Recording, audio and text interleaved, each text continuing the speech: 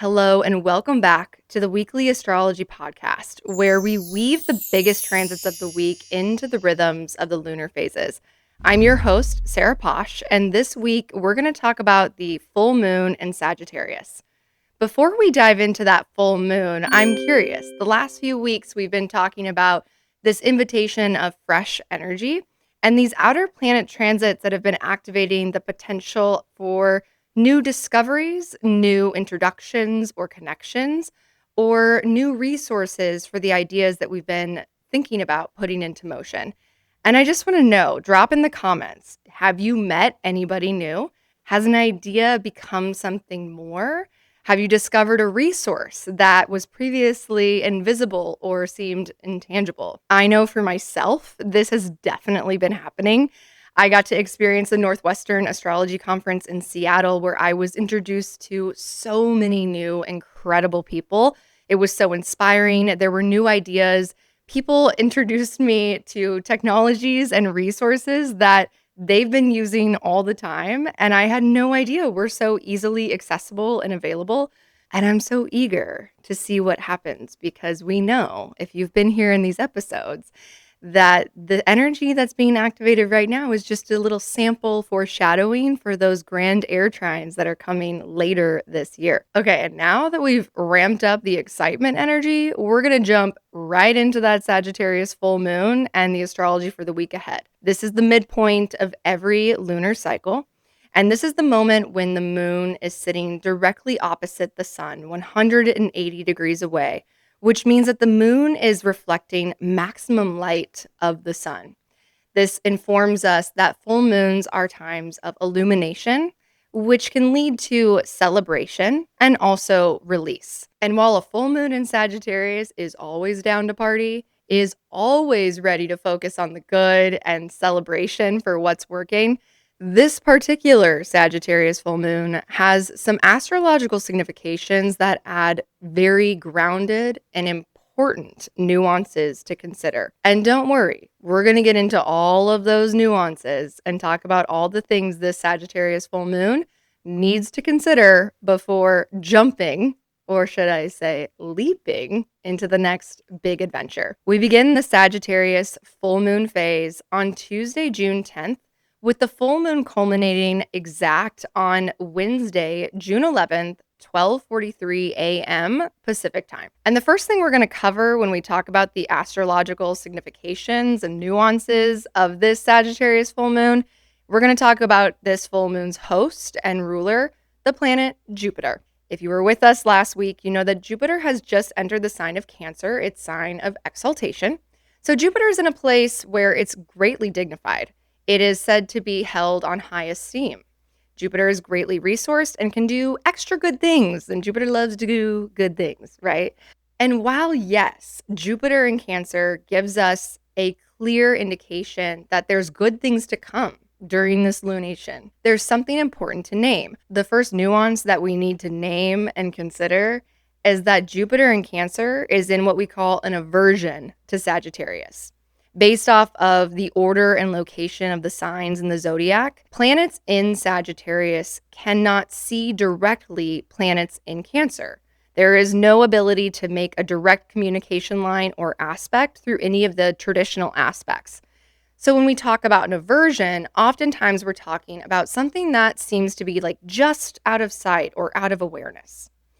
And the reason this is important is because if Jupiter's the host, if Jupiter's the greater benefic, exalted, the planet we need to lean on for what we need to say yes to, we need to consider the fact that where this resource is coming from, where this helper and host, it's coming from a place that we can't currently or directly see ourselves. This to me feels like getting an outside perspective. It feels like inviting somebody into the conversation that has a vantage point that is objectively above and outside our current view.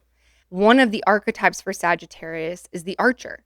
So I've been imagining this archer, this full moon, where we've got this arrow pulled back. We're drawn and we've got this aim. And it feels so clear. It feels so exciting. We're just ready to jump and fire this arrow. And there's an opportunity here. There's a hidden gift or resource to take a pause. And if we allow Jupiter in that aversion, in that place we weren't looking or considering, to have a little say, to give a little input, that adjustment, that vantage point and reflection can give us the thing that not only improves our clear aim before we fire this arrow, but it also improves the likelihood that we're going to hit the right target. Another amplification and layer of this nuance is that on the day of the Sagittarius full moon on June 11th, the planet Mercury in Cancer is making a sextile to Venus and Taurus.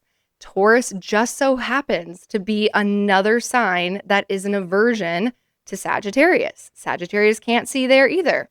And what I love about this Mercury-Venus sextile on Tuesday is that it feels like we get the opportunity to have the conversation in person. You know how when you're trying to have a conversation that's really important over text, and you have this issue where you say something, it feels so clear to you, but because of the tone or lack of tone in the text message, it's just words, the other person completely misunderstands or comprehends your intention and the delivery of your message. It's like it'd probably be a lot easier to work through whatever it is we're trying to talk about if we just got on the phone or met up in person and talked about it. And that's what this sextile between Mercury and Venus is inviting us into. It feels as though the Sagittarius full moon is saying, yes, babe, this is exciting. Yes, there is so much clarity. This is what I want. This is where I'm going. That's my aim. I'm ready. And don't jump the gun. What would it be like to take a step back and invite the possibility that you missed something? Or that there's somebody or a conversation that if you slowed down and took the time to schedule it in so that you could really talk to them, maybe even see them and feel them, you might gain valuable information to resource you, again, to make better aim and to have better success of hitting that target. If you've been with us the last couple of weeks, I've been using this metaphor of this executive board meeting that we've been moving towards. And this is the week when the board meeting is officially called to order, which brings us to the third nuance of the Sagittarius full moon, which is that Jupiter in Cancer, the ruler of this lunation, is in a position applying to the square to Saturn and Neptune in Aries, which is going to culminate by the end of this full moon phase. So we've arrived. Everybody's in the room. We're about to call this meeting to order. And it's not just Jupiter, because just hours after the Sagittarius full moon on Wednesday, June 11th, the moon is going to shift into Capricorn. And once it enters Capricorn, what do you know? It is opposing Jupiter in Cancer. It is squaring Saturn and Neptune in Aries. And so I want you to pay attention to as the moon moves from Sagittarius into Capricorn on Wednesday, June 11th, there's something here to further resource you to have the most constructive, sustainable outcome from these executive board meetings, those squares to Saturn and Neptune and Aries. Even if in the moment it feels detrimental or like a block, or it feels like an oppositional energy. It feels like this is happening to me. This is in my way. If I have the capacity and the awareness to pause and name, wait, I know what's happening right now is happening for me. Can I step back and take a vantage point? Can I take some potential notes on if this had my best interest? What would it be trying to tell me? What is it trying to help me see or look at that I wasn't previously looking at? And when we're able to do that, when we're able to get out of our own way, out of our subjective resistance to what's happening, there's so much rich data to inform us for a more empowered, conscious participation. So this is one of those moments. Don't sleep on whatever comes up on Wednesday night with that moon in Capricorn, activating that Jupiter square Saturn Neptune. Invite the possibility that whatever's coming up might be coming up to help you, not stop you. On Saturday, June 14th, the moon is going to enter into Aquarius, and this really lights the torch for the climax show of the weekend. Everybody has arrived. We know what's ahead and what we're going to consider and change. And now we light the torch, and the change and the momentum begins. On early Sunday, June 15th, Mars in Leo is going to square Uranus and Taurus. And just hours later, Jupiter squares Saturn in Aries. As an astrologer, when I see a pileup and combination of transits like this, I'm like, oh boy, this could be fun and this could be messy. So the more you know, the better. Let's just separate them real quick. So Mars in Leo square Uranus and Taurus. Think Madonna. Madonna was born with this aspect in her birth chart. She's also a Leo sun. And Madonna is known as the queen of reinvention. She literally reinvents herself, her identity, her image, her wardrobe, every single album that she produces and releases. This is an act of revolution and rebellion. Mars Uranus says, I'm going to do what I want to do. I'm going to break the norm. I'm not going to do what you tell me to do. I'm not going to do what everybody else is doing. I'm going to do what I want to do. And that's exciting and that's powerful, because if there's something that we've been delaying, like maybe when the sun conjuncted Uranus, we got some like clarity. Oh, this is the thing that needs to change. Or maybe when Mercury conjuncted Uranus, we were like, oh, okay, I learned something that I previously didn't know. And I'm pretty clear, like, this is the thing that needs to change. Well, now Mars comes through. And if you still haven't made the change, this energy is going to shove you into the change. Mars-Uranus wants the big leap. Mars-Uranus wants the change, wants to break free. And if we aren't consciously participating with these energies, it can also be very volatile. It can be an impulsive action that makes a change that has long-term implications that we weren't considering, because in the moment we were just fired up and we were like, I'm done, I'm going. And this is where I think the combination of Jupiter square Saturn can actually be really tempering and helpful. Jupiter square Saturn is this conversation and invitation to say, well, if this is what you want to grow and you really want it to thrive long-term, you need to consider this first. You need to take a step back. And you need to take responsibility to address these foundational things that are going to be required to support and sustain the capacity of growth and success that you want to grow into, that you want to go into. So while there's an urge to pivot, while there is this shove to push us forward from Mars-Uranus, Jupiter-Saturn can be the wise elder in the room. And it has the potential to be the saving grace if we use it. If we tune into that, to be a pause before the pivot. On one hand, if we're in a rush to just go and we want to get there fast, then it could be really messy. We might go really fast, but we might not really get as far. Or if we lean in to the conversation between Jupiter and Saturn and we listen and we take those things into consideration, we slow ourselves down, then we have the opportunity that we might not go as fast. We might have to start a little slower. But if we go together, we can go so much farther. And so this is the difference between reactionary change, impulsive change, and intentional change. The difference between stumbling as we push forward or finding a new stride as we run long distance forward. And I love that the moon is in Aquarius during that Mars-Uranus square, because that moon in Aquarius gives us this vantage point and consideration outside of ourselves. Instead of just being focused on what we want and the change we're ready for, the moon in Aquarius has insight into what's also best for everybody. It doesn't say, don't consider yourself.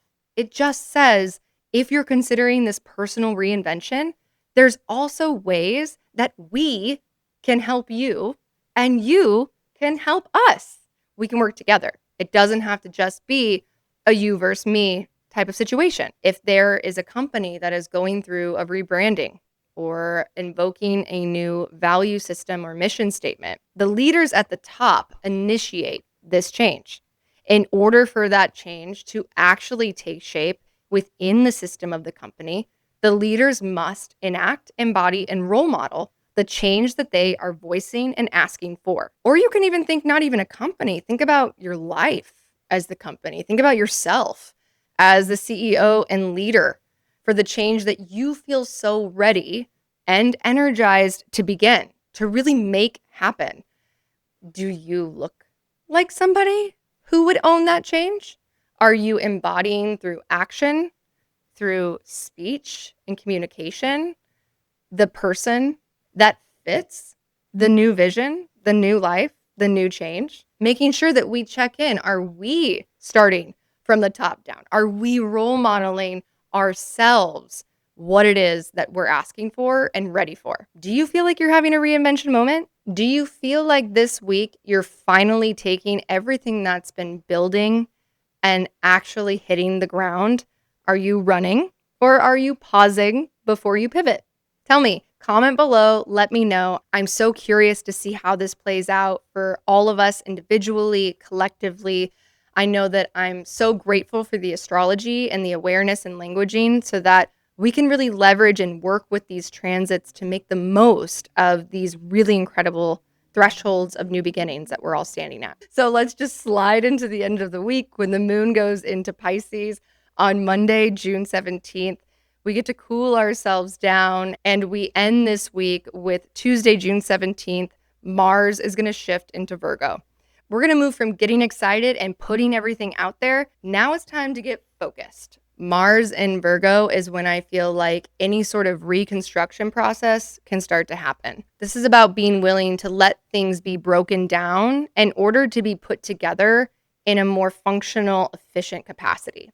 We're going to have Mars in Virgo through August 6th. And so we'll talk more about that transit as we move through the weeks ahead. And don't worry, we're not done with that square to Saturn and Neptune and Aries yet. Next week, we're going to go into that third quarter lunar phase with that moon in Pisces. And the next planet to enter into the conversation with the square to Saturn and Neptune is the sun. We're going to dive into the summer solstice and also one of the most beautiful astrology transits of the year. So you don't want to miss next week's episode. Make sure to turn on your notifications, subscribe to the channel so that you can get notified when this channel releases and you can really make the most of the magic that's coming just before that Cancer new moon. If you enjoyed this episode and you found it helpful, please like this video. It helps the channel to grow. You can share, subscribe, leave comments. Also, if you have any questions about anything that we go through in these episodes, feel free to drop them in the comments. I would love to answer any of your questions, your astrology questions, questions about the current transits, whatever it is. Comment below and I'll be sure to check it out and give you as informed and timely response as possible. If you're looking for more in-depth and personal support and navigating these major transits and working with the astrology, you can book a one-on-one astrology reading with me. The link is below. And if you have any questions about any of my offerings, you can leave comments and you can also email me or reach out to me on social media. You can find me on Instagram and TikTok. And just thank you so much for being with me here this week. Happy Sagittarius full moon. I can't wait to be here next week and the final phase of this Gemini lunar cycle with you. I am Sarah Paasch, your host, and I will see you next week.